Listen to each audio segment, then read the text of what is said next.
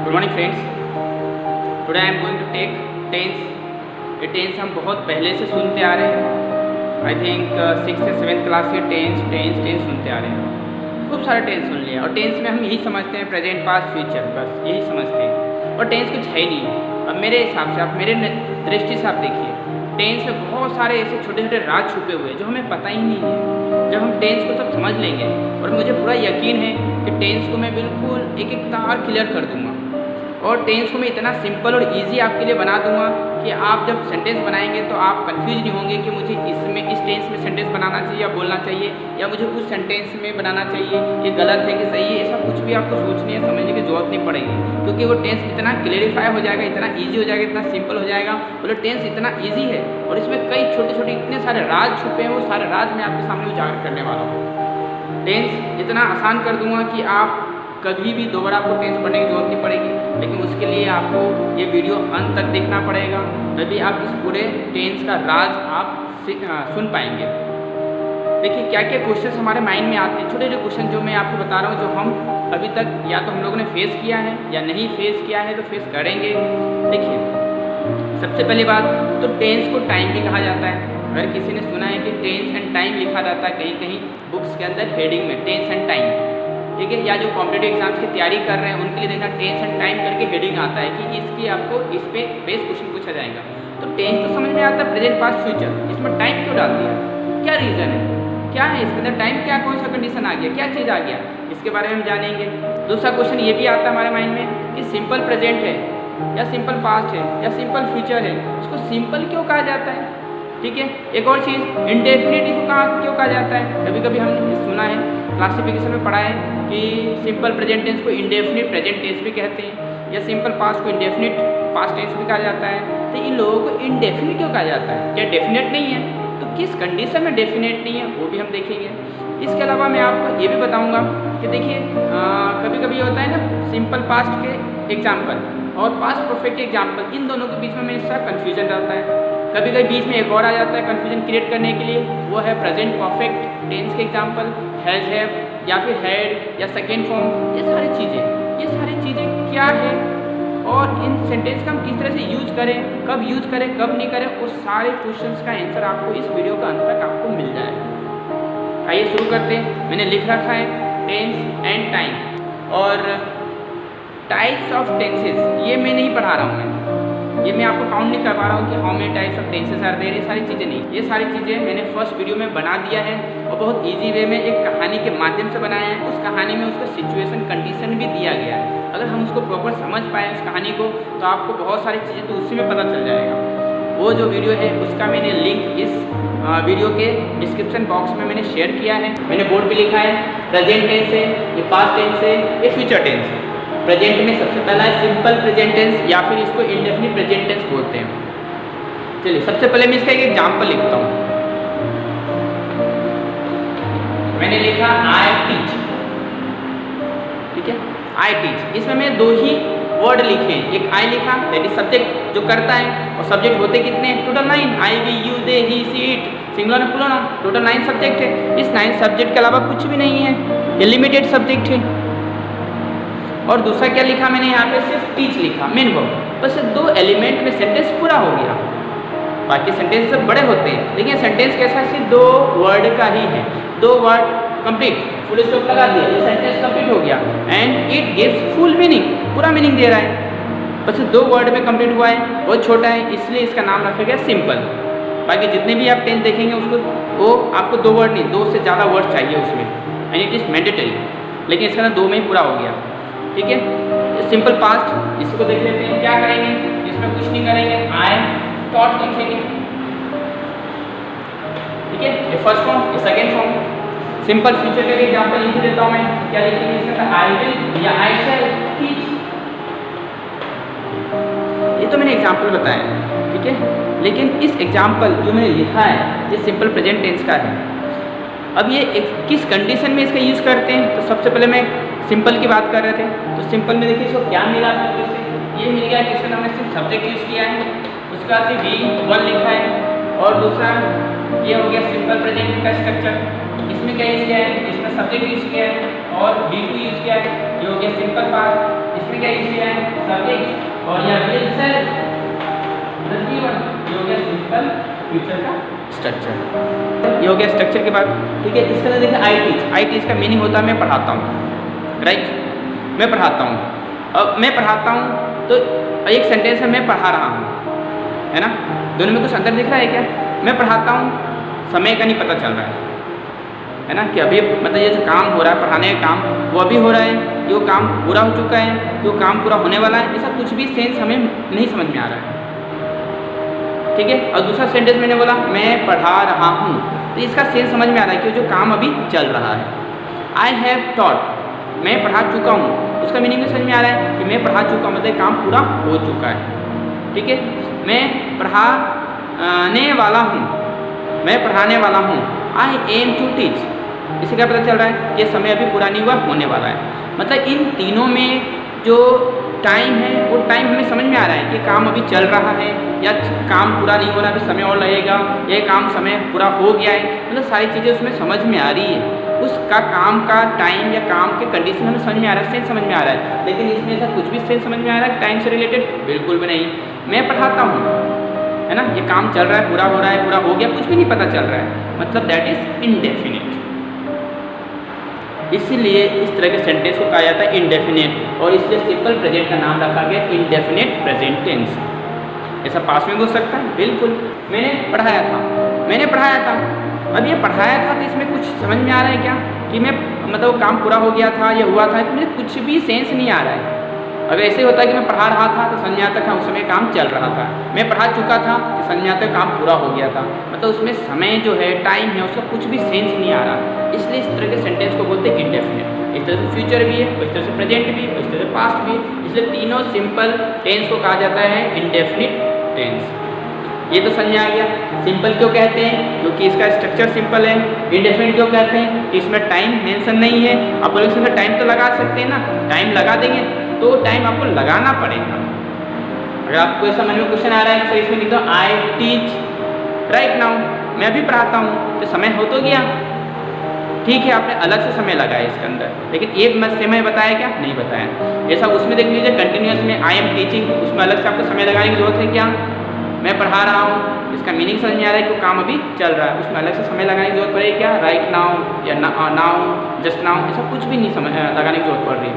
मतलब वो नहीं सफिशेंट है टाइम को बताने के लिए, लेकिन ये सफिशेंट नहीं है, लेकिन ये सेंटेंस कंप्लीट है। Therefore it is called as indefinite present tense और indefinite past और indefinite future tense। यहाँ तक क्लियर है। चलिए अब हम देखते हैं कंडीशन एग्जाम्पल, इसमें किस तरह के सेंटेंसेस यूज किया जाता है। सिंपल प्रेजेंट टेंस में किस तरह के सेंटेंसेस, पहला मैंने ये लिखा है टीच, इस तरह से कौन कौन सा हो सकता है। तो देखिए कंडीशन ये है कि जो भी एक्शन एक रूटीन बेसिस पे होता है, पीरियोडिक बेसिस पे होता है, वो सारे सेंटेंस, वो सारे एक्शन सिंपल प्रेजेंट में ही बोले जाते हैं। जैसे आप सुबह से लेकर शाम तक, रात तक जो कुछ भी करते हैं, whatever we do since early morning means after getting up to till sleeping, ये सारे सेंटेंस जो एक्शन है that is daily routine basis, रोज हम करते हैं, एक जनरल बेसिस पे रोज करते हैं, वो सारे एक्शन क्या कहलाते हैं, वो सारे वो जो सारे एक्शन हैं that is framed into simple present tense. बोल के देखें, मैं सुबह लगभग कितने बजे उठता हूँ, simple present I get up. मैं मॉर्निंग वॉक के लिए जाता हूँ, I go for morning walk. मैं चाय पीता हूँ, आई टेक टी। मैं न्यूज़पेपर पढ़ता हूँ, आई रीड न्यूज़पेपर। मैं टीवी देखता हूँ, आई वॉच टीवी। मैं होमवर्क करता हूँ, आई डू होमवर्क। मैं फ्रेंड से बात करता हूँ, I talk with my friend. मैं टीवी देखता हूँ, आई वॉच टीवी। मैं मोबाइल चलाता हूँ, आई ऑपरेट मोबाइल। मैं ऑफिस जाता हूँ, आई गो टू ऑफिस। मैं ऑफिस में काम करता हूँ, I do work in my office. मैं दोस्तों के साथ लंच करता हूँ, I take lunch with my colleague. मैं घर वापस आता हूँ, I come back to my home. मैं कुछ देर आराम करता हूँ, आई टेक रेस्ट। ये सारे सेंटेंस देखिए, मैं सोता हूँ, मैं जाता हूँ, मैं खाता हूँ, मैं पीता हूँ, सारे सेंटेंस किसके, सिंपल प्रेजेंट। तब इसके लिए हम अलग से कुछ भी नहीं सोचना है कि मुझे किस में बनाना है। डेली रूटीन प्रेजेंट में सुबह से लेकर रात तक जो कुछ भी करते हो सारे एग्जाम्पल सिंपल प्रेजेंट में है, वो सारे एग्जाम्पल सिंपल प्रेजेंट टेंस के है, उसमें हमें बोलना है। पहला तो ये हो गया। दूसरी कंडीशन ये है कि संसार में जितनी भी एक्टिविटी जो होती है जो कि नेचुरल है, प्राकृतिक रूप से होती है, उसमें आपका कुछ भी इंटरफेरेंस नहीं, आप ना उसको रोक सकते हैं ना कुछ कर सकते हैं, ये सारे नेचुरल एक्शन जिसको हम बोलते हैं यूनिवर्सल ट्रुथ, वो सारे सेंटेंस सिंपल प्रेजेंट में बोले जाते हैं। सूरज पूरब से उगता है। अगर आप इसको बोल के देखो सूरज पूरब से उग रहा था, तो क्या आज नहीं उग रहा था? सेंटेंस गलत है, दैट इज यूनिवर्सल ट्रूथ। इसलिए इस तरह के सेंटेंस को सिंपल प्रेजेंट में बोला जाता है the sun rises in the east. Getting? ये तो क्लियर हो गया। अब इसकी तरह हम वो देख लेते हैं, इसका निगेटिव, इंट्रोगेटिव, डबल इंट्रोगेटिव देख लेते हैं। बहुत ईजी है। जब इस तरह के सेंटेंस को निगेटिव बनाना हो तो इसमें हम डू नॉट या डज नॉट का यूज करेंगे। क्यों? क्योंकि जो नॉट है वो नॉट कभी भी अकेला यूज नहीं होता है। अगर अकेला नहीं का यूज करना है तो आपको नो बोलना पड़ेगा, एन ओ, नॉट नहीं बोल सकते, है ना। आपको खाना खाना है तो आप बोलते नॉट, ऐसा नहीं बोलते, आप बोलते नो। हाँ, लेकिन सेंटेंस में बोलना है, हेल्प वर्ब के साथ बोलेंगे तो बोलेंगे no, I do not take milk, I do not take food. ठीक है, तो क्या जाएगा, डू डज के साथ में नेगेटिव लगाएंगे तो क्या बन जाएगा, आई डू नॉट टीच। ठीक है, इंट्रोगेटिव बोलने के लिए इसको आगे लिख दीजिए, do I teach, question mark. Double interrogative बोलना है तो क्वेश्चन मार्क लगा दीजिए, where do I teach, that's it. यहाँ तक क्लियर है। यूनिवर्सल ट्रूथ का भी एक एग्जांपल लिख देता हूँ, the sun rises in the east.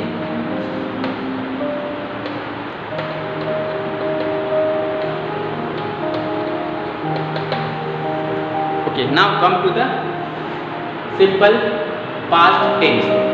Simple past tense में क्या है, यहाँ पे सब्जेक्ट को V1 यूज किया गया है, यहाँ पर हम करेंगे सब्जेक्ट के साथ में V2।